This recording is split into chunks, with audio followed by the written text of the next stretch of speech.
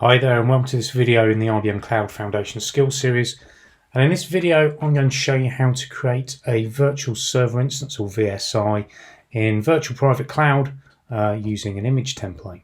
So very quickly, what is an image template? Well, basically an image template is effectively a file that you can use to then create virtual machines from. So basically when you've created a VSI or a virtual machine that you're happy with, what you can then do is create images from those. So if you want to create an identical machine over and over again, the way that you can quickly and easily do that without having to go through and press lots of buttons again is through actually using an image template. So the first thing you need to do is actually create an image template for your virtual server instance. Now that image template must be in something called QCal2 format to be able to use within VPC. And this template itself must also be available within an IBM Cloud object storage bucket. And again, it's recommended that you actually place the QCal2 format image template into an object storage bucket that resides in the same region as the server which you then want to create from it. So I'm going to go through and show you how to do this in a moment, but the process is basically this one. So first of all, have a virtual private cloud up and ready. So we already know how to do that from previous videos in the series. So create a VPC, make sure it's a Gen 2 VPC. If you're still between Gen 1 and Gen 2, make sure it's a Gen 2 VPC. Have a cloud object storage instance and a bucket up and running. So again, there's videos in this series which show you how to get started with cloud object storage and create a bucket. You actually need to have already uploaded the image template to your bucket. So again, that's fairly simple to do and something that we showed in a previous video. Now, the next thing you need to do is actually grant Virtual Private Cloud access to cloud object storage. So that's something we haven't covered yet. So that's something we cover in this video. It's a very, very simple step. And again, it uses identity and access management to do that. So you need to grant the access. Next, you need to create the image template within Virtual Private Cloud. So this is just an additional step that you need to do to take the file template that you've uploaded and then make it available as a template within VPC. And then from there, you can actually create your VSI. So I'm going to show you how to do all of these things with the exception of actually creating the VPC in the first place and actually creating an instance of object storage and creating a bucket. So those are things that I've already showed you in earlier videos.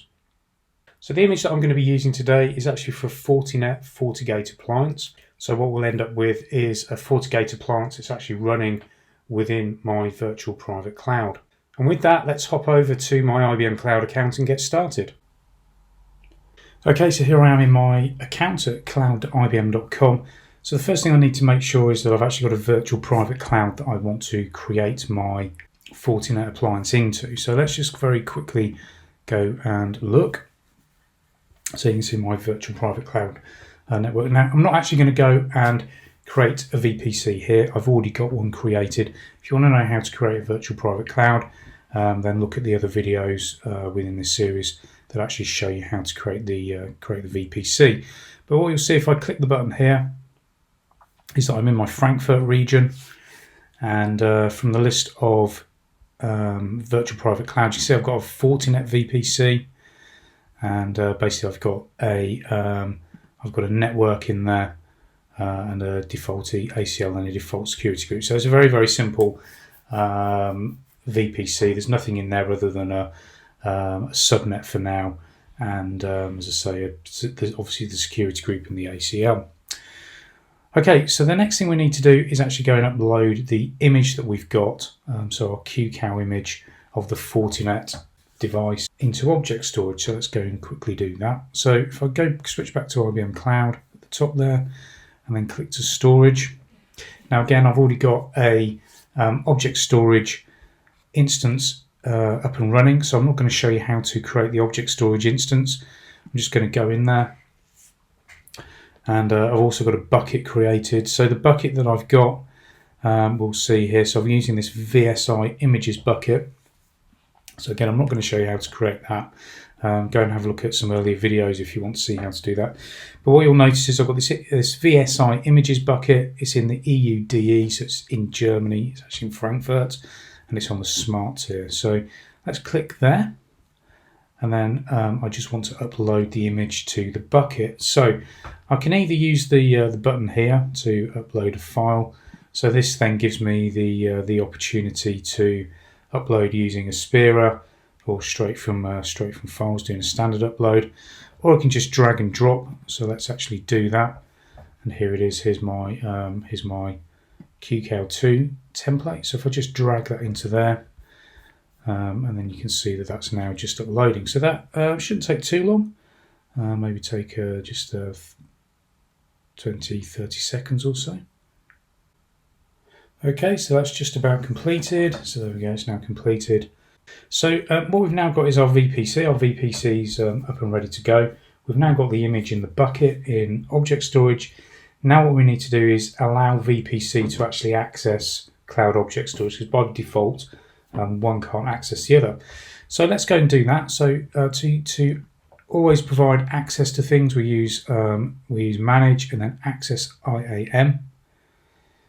And what we actually need to do is an authorization. So we go over to the authorizations over here on the left hand side, and we then create a new authorization effectively. So we just let the screen load, and then we click create. So the service that we want is actually infrastructure services. So we go in our list, we just start typing, and then we'll do that in account. You can be restrict it to resource group if you want to. For now, I'm just going to restrict it to account, so it gives it access across the whole of my account. So the resource type, that's going to be image service for VPC, because it's an image that we're giving access to, and then any particular instances. So we're going to say all resource instances there. Okay, so the target service is going to be cloud object storage, and again it's going to be in the account. Although again we can restrict it to resource group. So if you know which resource group your object storage is in, then you can restrict it down if you want to. Now I'm going to give it reader access because it only really needs reader. So as a reader, it can view a bucket configuration and download the objects in the bucket. So that's what I want. So just click authorize there. So I've actually already granted an authorization with this. I've already done this previously as I've tested this, so hence I'm getting this error message. But basically this is actually how you assign the access. Okay, so I'm just going to cancel out of there. Right, so next thing I'm going to go and do is I'm going to switch back to, or in fact, let's just quickly show you. So you can see here that I've got the infrastructure services. There's a couple of them here. So those are the rules that I've got set up, which actually allow the authorization. Right, so let's go back to VPC infrastructure, because what I want to do is actually set up a custom image. So we need to click the custom images from that menu there, or if you're going back into VPC, just click custom images on the left hand side. So I actually want to create a new custom image. So basically what this is doing is it's importing the custom image, the template from object storage into my VPC instance. So I'm going to give the instance, the custom image, a name. So I'm going to call this my Fortinet custom image, and I'm going to put it in a resource group. So again, I am managed. So I'm going to put this into my my VPC resource group. I'll give it some tags. So I'm going to give it a tag Fortinet, and I'm going to put James on there, and demo, because it's a demo that I'm doing.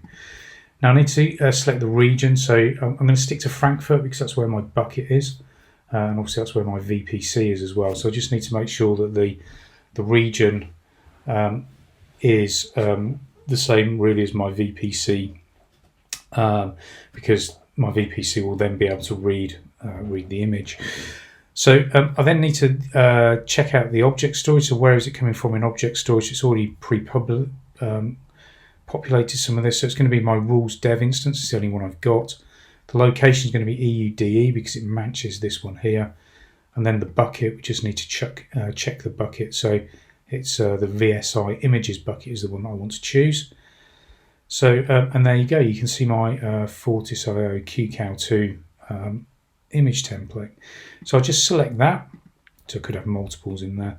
Now the next thing is you need to know which operating system this actually works with. So I know that it's Ubuntu, so I'll just select Ubuntu there, and then I just click import custom image. So let's do that. So it's now going to import the custom image for me. This, again, it might take a couple of minutes, so we'll just leave that running and we'll come back. Okay, you can see now that I've got my custom image available. So actually that probably only took about 30 seconds to complete, not too long. Okay, so now we've got our custom image. So we've got our VPC ready. We've uploaded the image from the bucket. We've allowed VPC to access COS. And we've actually now created our custom image within VPC as well. So the next thing really is just to go and actually create a virtual machine using this image. So that, again, that's really easy. So we go to virtual server instances. And again, you can see my my region there is Frankfurt. So if I click create, and then I give my virtual server a name. So I'm going to call this Fortinet FortiGate. This is my appliance that I'm creating. So it's in my Fortinet VPC. Again, I'm going to put it in a resource group. So I'm going to put it in my VPC resource group. I'm going to give it some tags. So I'm going to do Fortinet and James, so I know who created it, and demo. Okay, I'm going to choose a location for it. So I'm just going to check that I've got a subnet in this zone. It doesn't look like I have. So I think my subnet is probably in Frankfurt 1. So let's just double check that. So as you can see that I've got some details there for Frankfurt 1. So I'm going to make this a public instance. And again, I'm going to choose my image. So what I need to do is actually choose my custom image. And there you can then see that I've got my Fortinet custom image there. So this is where you actually use the image to actually create the virtual machine from. So I'm going to click select. So again, just make sure you click this Fortinet custom image, and then that will load your Fortinet image in there. Then you just need to choose a profile for the machine. So I'm going to choose this compute image here. So 2 VPCs, 4 gig of RAM, 4 gigabits per second. So again, it's a demo. Obviously, if you're using this for real in a production environment, then you need to think about, well, how much compute do I actually need to run my FortiGate appliance. Okay, so I need an SSH key. So I've got a key set up already in Frankfurt. So again, if you've been following the VPC videos, you'll know how to create the SSH key. We don't need any user data. Again, the boot volume we shall leave alone. We don't need any data volumes either. So that's pretty much it for this particular screen. So again, the main thing really is to just make sure that you choose your custom image and choose the profile that you need as well. So once you're happy, click Create Virtual Server Instance, and the virtual server instance will now actually start creating. So it'll take a little bit longer than normal than if you were choosing just a standard operating system. It'll take a little bit longer for the machine to actually be up and ready. But as you can see, it's pretty much the same process for actually creating the virtual server instance as it is for any other machine. The only thing you do is actually select a custom image. So while that VSI is actually creating, there's something else that I need to go and do. So because I want to actually be accessing this Fortinet from the internet, not everybody wants to access it from the internet, but in my case, I actually want to access it via the internet, so I can do some configuration, and also so traffic can go through it. I actually need to set up my security groups, that's my firewall effectively, to actually route some traffic through there. So let's quickly go and do that as well. So if I click security groups and I choose the security group that's attached to my Fortinet VPC, so I've renamed mine Frankfurt Fortinet SG security group. So I need to go to rules, and as you can see here, I've got rules for VSIs in the same security group to be able to access it. I've got a ping rule, and I've got an SSH rule. What I don't have is an internet access, so port 80, port 443 type rule. So I'm going to create those. So the protocol for that is TCP and my port range to start with is going to be 80, so it's a standard internet port. Now I'm going to use source type any, so it's anywhere from the internet. But again, as always, I can either tie that down to a particular IP address. So if I want to make it more secure, I can put in my own IP address, for example, or administrator PC IP address. I can use a CIDR block. So again, if I'm working for a particular organisation and I know my network range, then I can use a CIDR block. Or of course I can use a different security group if I want to create a jump server, for example. So for now I'm going to use source type of any just to keep it simple. And I'm going to click save. And then I'm also going to create one for 443 as well. Let's do 443. And again, source type any. So again, this is for obviously HTTPS access, if there is any in the server. So you can see those rules have now been created. So that's all we need to do there. So let's go back and see if our VSI has been created yet. Again, so when you're creating from custom images, it can sometimes take a little while longer. So there we go. You can now see that our server is actually running. So the next thing I need to do is give it a floating IP address so that I can actually attach from it from the external world, from the outside world via the internet. So I just click on the instance and let's go down here to floating IP. So I need to assign a floating IP, so I just click this button here for edit, and I can then select an IP. So I've actually got a couple of IPs already that are not in use, so I'm going to use one of those. But if you don't see those, then you just reserve a new floating IP. So I'm going to choose this one here, and just save that and assign it to that particular server. And there we go. So let's now copy that IP address, and then hopefully if I go to the internet,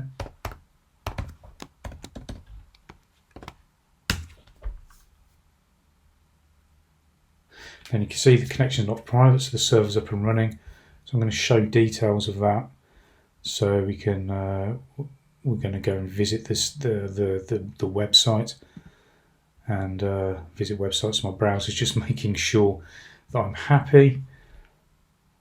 So there you go. You can then log in. So I need to log in with the username admin, and the password is the instance ID. So let's go and find the instance ID. So again, this is my FortiGate server. So this is my instance ID here. So I'll just copy that, and then let's go back to here. So let's click accept.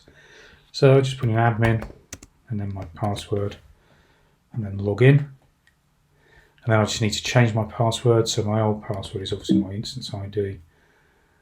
So save the password so I can put in instance ID. So I need to use a new password. So I'm not going to use those ones.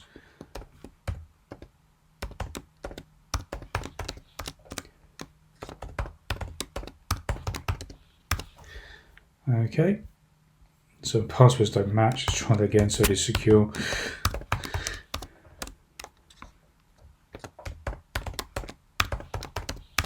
Let's try that again. And there we go. So we can now actually log in. So I'm going to use the name admin again. And type in my password. Okay, so it's then going to ask me for a license. So you need to obviously get a license to be able to use the Fortinet device.